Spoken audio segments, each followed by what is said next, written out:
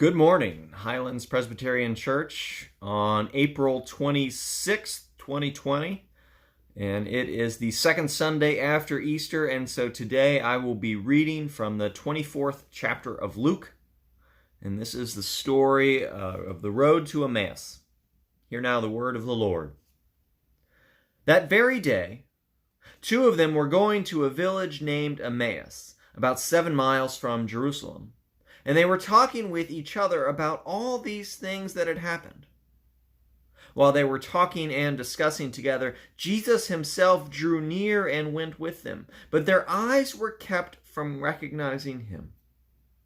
And he said to them, "What is this conversation that you are holding with each other as you walk?" And they stood still, looking sad. Then one of them, named Cleopas, answered him, "Are you the only visitor to Jerusalem who does not know the things that have happened there in these days?" And he said to them, "What things?" And they said to him, "Concerning Jesus of Nazareth, a man who was a prophet, mighty in deed and word before God and all the people, and how our chief priests and rulers delivered him up to be condemned before God and all the people. Delivered him up to be condemned to death, and crucified him. But we had hoped that he was the one to redeem Israel. Yes, and besides all this, it is now the third day since these things happened. Moreover, some women of our company amazed us. They were at the tomb early in the morning. And when they did not find his body, they came back, saying that they had even seen a vision of angels who said that he was alive. Some of those who were with us went to the tomb and found it just as the women had said, but him they did not see." And he said to them, "O foolish ones, and slow of heart to believe all that the prophets have spoken. Was it not necessary that the Christ should suffer these things and enter into his glory?" And beginning with Moses and all the prophets, Jesus interpreted to them in all the scriptures the things concerning himself. So they drew near to the village to which they were going. He acted as if he were going further, but they urged him strongly, saying, "Stay with us, for it is toward evening, and the day is now spent." So he went in to stay with them. When he was at table with them, he took the bread and blessed and broke it and gave it to them. And their eyes were opened, and they recognized him, and he vanished from their sight. They said to each other, "Did not our hearts burn within us while he talked to us on the road, while he opened to us the scriptures?" And they rose that same hour and returned to Jerusalem. And they found the 11, and those who were with them gathered together, saying, "The Lord has risen indeed, and has appeared to Simon." Then they told what had happened on the road and how he was known to them in the breaking of bread. This is the word of the Lord. Thanks be to God. So when I went to college, I originally went to college to be an engineer. It did not work out. Physics and I did not get along. And I look back on those times to this day, 20 years later, and I wonder what I could have done, what I should have done that might have made it out to work out differently, to where I might have actually become an engineer. I had planned on it for so many years, and then I showed up and that plan went out the window as I was trying to grasp the double integrals associated with physics. And there's all sorts of things to think about, things I could have done, different choices I could have made that would have made it all play out differently. And who knows? And it doesn't matter, right? There's nothing I can do as far as I know. There is no time machine. There is no DeLorean where if you drive at 88 miles an hour, it'll take you back in time. But still, all of that mental energy that I will expend wondering what I could have done, what I should have done. And I suspect I'm not the only one. What are things in life that you regret? That you spend time ruminating over, wondering what could have been, what should have been. I think about these disciples, these two disciples who were walking on the road to Emmaus, and they were in Jerusalem on the original Easter morning. They heard from the women about how the tomb was empty, and some of the people went to see the tomb for themselves. And they didn't go. They could have gone. They should have gone, but they didn't go. Jesus had been teaching for 3 years. He was a prophet, as they say, mighty in deed and word before God and all the people. He talked about his own death and resurrection. And then he did that. He achieves it. They hear about it, and they didn't go. What else was more important than seeing the empty tomb? And they would have at least had first-hand knowledge for their discussions on the walk back to Emmaus. They could have seen for themselves. But they didn't go. And there's nothing they could do about it at this point. They were walking to Emmaus. They were heading home. And Jesus shows up. And he meets them where they are. And he starts with where they are. And he says, so they tell this to him, and he says, O foolish ones, and slow of heart to believe all that the prophets have spoken. And you read little things like this, and this is part of the reason I believe that this is true. Because if you were going to make this up, you wouldn't have Jesus telling you this. You'd have something, if you were going to make it up, you'd put something like Jesus shows up and says, well, you're really clever and you've almost got it all, but let me help you out along the way. Instead, Jesus says, O foolish ones and slow of heart. But he meets them where they are and he looks forward. And he looks forward into teaching them about what Jesus has done and what their lives are going to look like from here because of this. Jesus always meets people and he starts with where they are. And looks forward. Because with Jesus, we can look forward with hope. And so he's not put off by what's in our past, no matter what it is that we may regret.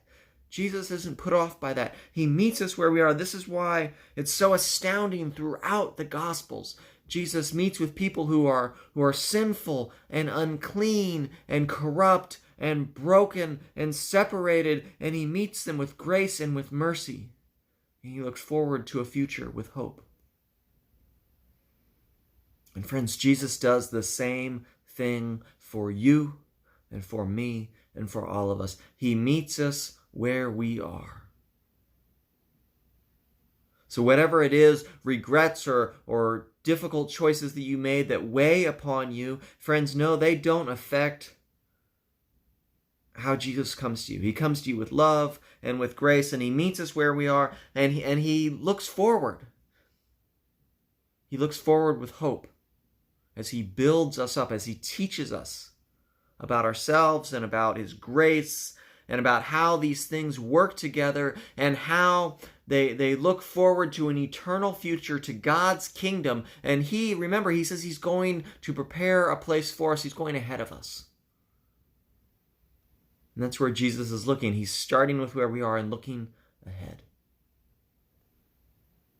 And so these disciples, Jesus meets them and he's unfolding all of this for them and explaining to them about Jesus. Because they're talking and they're in the midst of this incredible time, and it says that their eyes were shielded, so they don't realize yet that it is Jesus. But think about what's happened. It's Easter morning, this incredible historic event that is going to impact the rest of human history has happened, and they are standing on the doorstep of it, trying to figure out how it impacts the world, how it impacts their life. They're trying to realize how this major tectonic event changes the future for them. It's not so different than where we are today necessarily.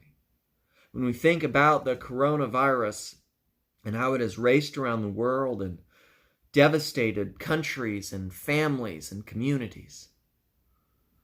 And we're all trying to figure out how this changes things going forward. I know the The governor of Ohio is going to unfold his plan tomorrow for how the state is going to start reopening, and we're all wondering what that looks like and what society looks like and how our interactions and how our travels work and how we begin to go back out and try and regain some sense of normalcy. We're all working on that, but we don't know. And so we're talking and we're trying to figure it out. And what this passage I think is so helpful is that there's two people and they're talking together, and Jesus, is there amongst them. And in the same way, when we're talking and we're trying to figure out, again, as I talked about recently, when we do this on our own, we can get in our heads and it can bounce around in the echo chamber and the anxiety can build. And it can be so challenging to keep ourselves level and to keep that anxiety at bay when we're on our own. But when we find someone to talk about, remember Jesus says, whenever two or more are gathered, I am there. So when we find someone else to have these discussions with, to figure out how the world is changing, we can remind one another that Jesus is there in the midst of it. And so many of Jesus' post-resurrection appearances start with him saying, "Peace be with you." Or "I am bringing my peace to you." Because we can remind one another that the peace of Jesus Christ is with us, and it can help keep that anxiety low. Because when we think about who Jesus is and what he has done and what he wants for us, we realize that can overcome all of the challenges in the world. In his resurrection, Jesus opens up the door to eternal life for us and welcomes us with open arms into his eternal kingdom. And he does it with grace and with love. And so he offers us to that. And so in the midst of our situations, no matter how turbulent they may be, no matter how chaotic and threatening, we as Christians have a responsibility to remind one another that Jesus comes and he is there with us and he brings his peace. And that peace has overcome the world.